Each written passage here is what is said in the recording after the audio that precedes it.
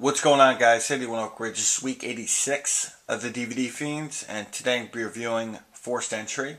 Now, Forced Entry is a roughie, and what a roughie is hardcore porn with rape and murder involved.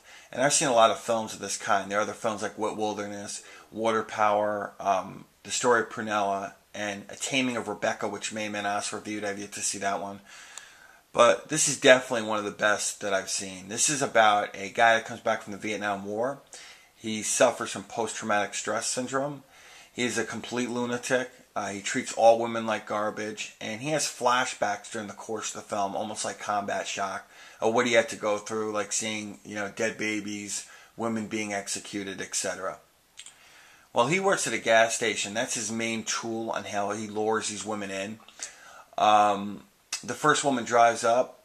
She fills up her tank and she pays with cash. And he asks if she could pay with a credit card, because he's had a lot of robberies as of late. So she buys into it, and that's how he gets her information. Well, he meets up with her at her apartment. She's inside having sex with her boyfriend, and he's lurking around. He climbs the ladder, and he's like peering through the window like a weirdo. And he waits for the perfect time to enter, and when the boyfriend leaves, he enters the home. And he walks her from behind her, puts a knife to her throat, and demands that she gets on her knees and starts sucking his cock.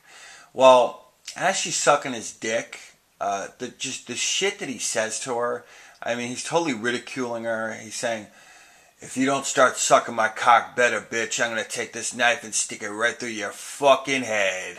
You cunt, you worthless pig. Yeah, lick my ball sack, bitch. Yeah, lick all around the head. Yeah." Just the most...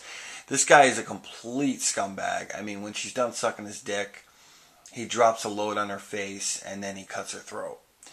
And then he moves on to the next one. And the next girl pulls up, and it's pretty much the same routine. He gets her address through her credit card or whatever. No, I believe she asks for directions, and he gives her the wrong directions and meets up with her right at that point. Well, he enters her home, and she's taking a shower. And he rips her out of the shower. Like the first one, he demands a blowjob. And a good one at that.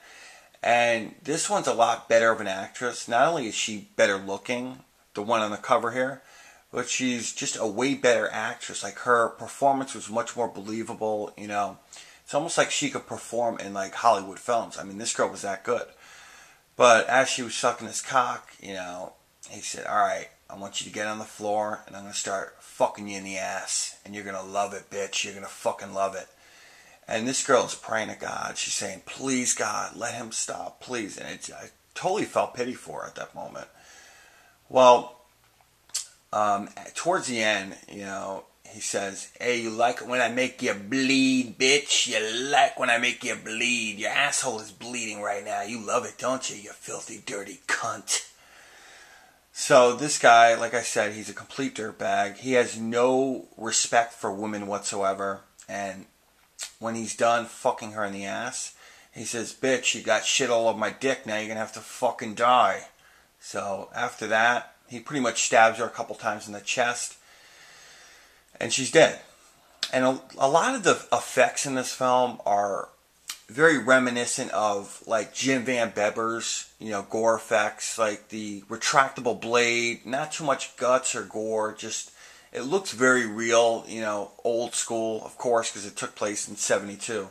But anyway, the last sequence of the film, he bumps into a couple of hippie chicks. They're lesbians, and they're on, like, LSD or whatever, acid. And they're eating each other's pussy, and like the other one, he's peering through the window, and he enters. And these chicks are nuts. I mean, he's got a gun to their head. He demands that they suck his cock, and they're laughing at him. They're like, "Ooh, gas station man, woo!" And it's just like, I'm saying to myself, these bitches don't even give a fuck that they're about to die. I mean, they just won't comply whatsoever. So he just gets his breaking point, and they keep making fun of him, and, he blows his brains out, and that's the end of the film. But I definitely recommend this to fans of roughie films. This is definitely one of the best. And that's it. Thank you for watching.